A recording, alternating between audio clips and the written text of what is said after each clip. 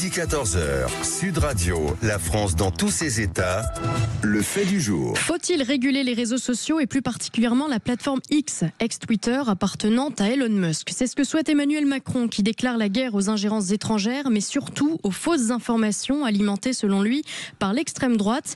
Dites-nous ce que vous en pensez en direct au 0826 300 300. Le président de la République en fait-il trop?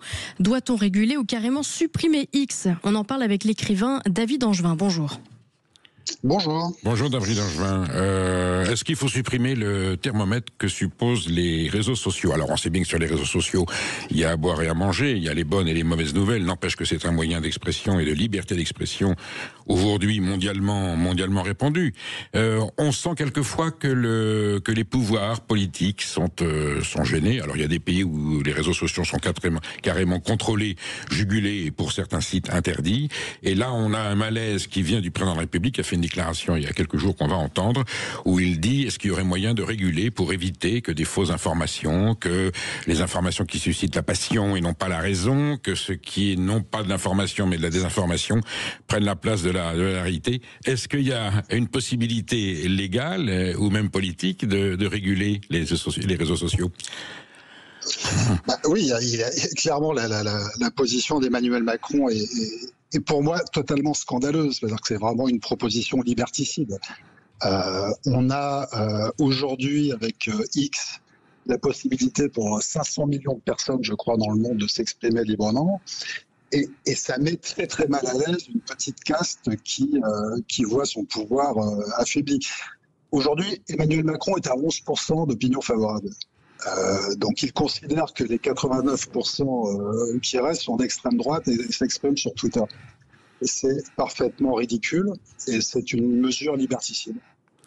C'est un problème qui est ancien. Vous l'aviez soulevé avec David Lisnard déjà au mois de janvier.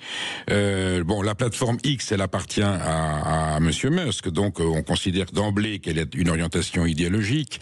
Est-ce qu'on va comme ça pouvoir inventorier la totalité des sites en les classant politiquement? Ça c'est à droite, ça c'est l'extrême droite, ça c'est l'extrême gauche. Ça consiste en quoi cette classification politique? Je pense que ça n'a aucun sens.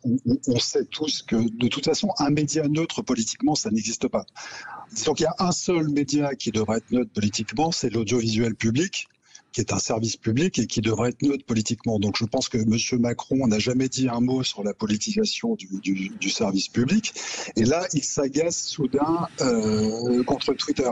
Mais Twitter, il y a évidemment à boire et à manger sur Twitter. Mais c'est à peu près le seul média sur lequel on ne peut pas dire n'importe quoi. Par exemple, si un homme politique aujourd'hui sur Twitter lance un chiffre fantaisiste, vous avez immédiatement la communauté qui va produire une note pour lui montrer qu'il a tort. Alors que vous pouvez raconter absolument n'importe quoi sur le plateau de France Inter ou de France 2 sans le moindre contradicteur. Donc, dire que X est un média d'extrême droite, déjà c'est totalement ridicule. Tous les élus de droite, de gauche, de l'extrême gauche s'expriment toute la journée sur Twitter. Donc vraiment les propos d'Emmanuel Macron sont pour moi le signe d'une panique. Est-ce qu'il y a pour autant un moyen de pouvoir faire la part des choses quand on est soi-même usager, quand on est un consommateur de réseaux sociaux? On sait que c'est l'endroit où on peut, assouvir ses fantasmes, ses colères, ses haines. En même temps, c'est un endroit où on peut témoigner d'une situation insupportable, où on peut apporter un témoignage sur un fait dont les médias conventionnels ne parlent pas. Il n'y a pas, de logiciel, il n'y a pas de pratique, il n'y a pas de code éthique qui permettent justement de distinguer la bonne de la mauvaise information. Ça, c'est factuel. C'est factuel. Vous avez raison de souligner ce point. C'est d'ailleurs la chute de la tribune que nous avions publiée avec David Lisnard. C'est-à-dire que on se retrouve aujourd'hui dans un monde où les jeunes, notamment, ont accès avec leur smartphone et via les réseaux sociaux à toute l'information du monde. Et à aucun moment, l'éducation nationale ne s'est préoccupée de nous apprendre à nous servir de ces outils. Parce que ça demande quand même d'avoir un peu de culture, une culture générale, pour pouvoir faire le tri entre le vrai, le faux. Et c'est tout à fait étonnant. Moi, je suis fasciné que ce monde du smartphone et des écrans qui a envahi la société ne suscite pas la moindre réaction de l'éducation nationale. On fait comme si le monde d'aujourd'hui était le monde d'il y a 30 ans. Et c'est absolument, c'est un sujet essentiel pour nous. Il faut armer les esprits pour pouvoir faire le tri entre le bon grain et l'ivraie sur les réseaux sociaux. David Et pour faire des... Oui. Oui, David Angevin, quelles pourraient être les formes, de pédagogie, d'initiation, alors dans le milieu scolaire ou autre, de façon à permettre aux usagers des réseaux sociaux d'avoir une approche un petit peu de recul et de pouvoir faire la distinction entre ce qui est aberrant et ce qui est, quelle que soit ensuite l'orientation idéologique, mais que l'on puisse faire une sélection entre ce qui mérite d'être considéré comme une information et ce qui l'est pas. Est-ce qu'il y a un code, est-ce qu'il y a une pratique qui permette aujourd'hui, au moins au niveau scolaire, d'initier les élèves à cette distinction?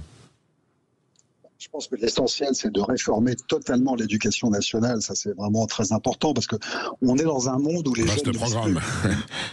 Non, mais vraiment, c'est très, très, très important. Si on veut former les citoyens de demain qui sont capables de comprendre des choses aussi simples que les valeurs républicaines basiques, la laïcité aujourd'hui, tous les sondages montrent que les jeunes n'y comprennent rien. Ils sont contre en pensant que c'est un truc islamophobe, ce qui est totalement ridicule. Donc il faut absolument réformer l'éducation nationale pour former à la raison critique, au décryptage des médias, etc. Et ce n'est absolument pas fait. Est-ce qu'il est envisageable d'avoir l'équivalent de ce qu'on a appelé la haute autorité de l'audiovisuel, un comité, un tribunal qui ferait une forme de sélection, une forme de contrôle sur le contenu de ces réseaux sociaux? D'abord, est-ce que c'est techniquement envisageable? Et si c'était techniquement envisageable, est-ce que c'est politiquement applicable?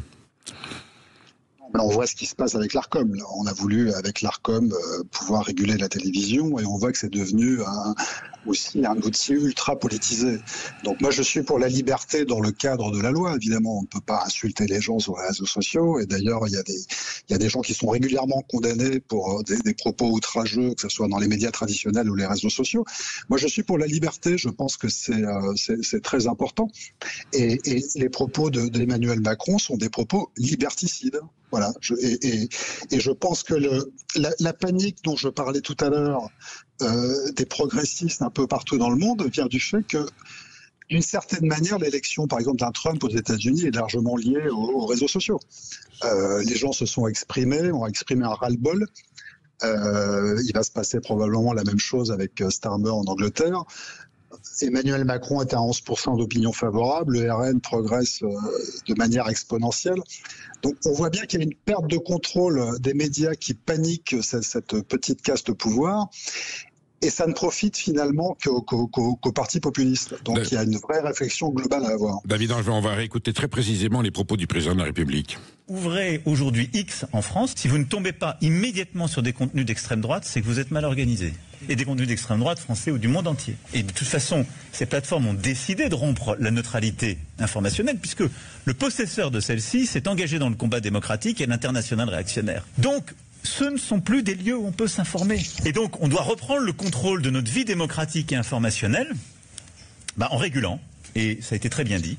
Il ne peut pas y avoir de l'anonymat pour tout le monde et pas de responsabilité. Et il y va fort, David Angevin, le président de la République. Il cite nommément un site.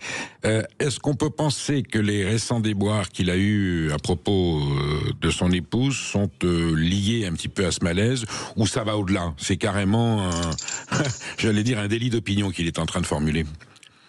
Non, mais je pense que c'est une diversion. Emmanuel Macron a mis le pays dans une telle situation catastrophique à tous les niveaux qu'il essaie de faire diversion.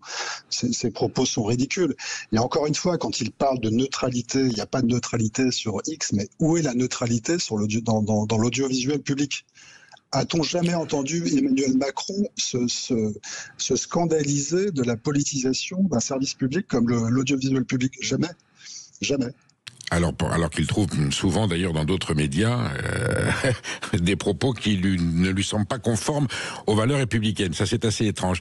Est-ce que le pseudonymat est un des éléments problématiques des réseaux sociaux? Et est-ce qu'il y a une solution où, là aussi, c'est inextricable? On ne pourra pas remédier au fait que des gens sous couvert, entre guillemets, d'anonymat, peuvent proférer des menaces, lancer des insultes, dénigrer ou raconter n'importe quoi. Oui, non, mais ça, là-dessus, moi, je suis d'accord sur le fait de réguler. À partir du moment où il y a des lois dans ce pays, donc quand vous insultez, vous menacez, que ce soit dans la vraie vie, à l'antenne de n'importe quelle radio ou sur les réseaux sociaux, vous devez être poursuivi et condamné. L'anonymat, enfin, c'est très compliqué aujourd'hui de dire à quelqu'un vous allez mettre votre vraie photo et votre vrai nom, dans la mesure où il respecte la loi. Moi, ça ne me pose pas de problème.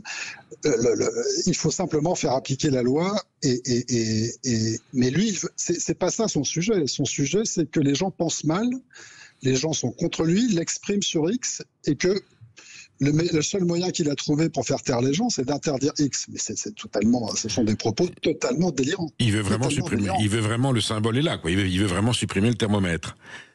Exactement. Si on décidait de réguler le pseudonymat, ça pourrait être fait par un organisme, j'allais dire, fiable. Et est-ce qu'il y aurait quand même un risque d'atténuation de la liberté d'expression si les gens devaient révéler leur identité ? Oui, probablement. Mais enfin, je pense que le sujet, c'est pas ça, que les gens aient leur vrai nom ou leur faux nom. Dans la mesure où ils respectent la loi, c'est pas un problème. Vous savez, parfois, pour vous exprimer politiquement dans ce pays et dire des choses tout à fait sensées, vous pouvez risquer votre boulot. Donc, il est assez logique que certaines personnes qui critiquent telle ou telle position politique le fassent sous anonymat. Moi, ça ne me dérange pas, c'est pas ça le souci. Le souci, c'est de traquer effectivement les gens qui enfreignent la loi avec des propos insupportables. Ça, oui. Mais je vois mal comment on pourrait réguler ça. Mais bon. Est-ce qu'il y a un risque qu'un jour l'intelligence artificielle puisse s'emparer des réseaux sociaux et, j'allais dire, orienter l'opinion des électeurs dans un sens ou dans un autre ? Oui, ça, bien sûr, mais avec l'intelligence artificielle, on peut faire absolument tout ce qu'on veut. Mais moi, je suis beaucoup moins inquiet, si vous voulez, de ce type de dystopie technologique que du lavage de cerveau auquel on assiste au lycée, à l'université, avec le wokisme. Quand je vois M. Zuckman invité 24 heures sur 24, 7 jours sur 7 depuis des mois sur les plateaux du service public, c'est du lavage de cerveau et je trouve ça beaucoup plus dangereux. Vous voyez ce que je veux dire ? Avant de s'attaquer à ce type de dystopie, attaquons-nous déjà à ce qui existe vraiment, à ce qui pose problème aujourd'hui, c'est-à-dire la cancel culture, la pensée unique, etc. Vive la liberté. Vive la liberté. Bien sûr, vous considérez en fait que oui, la liberté d'expression est menacée, elle est entamée, pas forcément là où on pense qu'elle est par rapport aux dénonciations qui sont faites. Ça, c'est clair. Eh bien, merci David Angevin d'avoir partagé cette opinion avec nous et on restera vigilant parce que je pense que cette affaire va certainement rebondir dans l'actualité. Vous restez avec nous, surtout parce que... Merci. On a quelques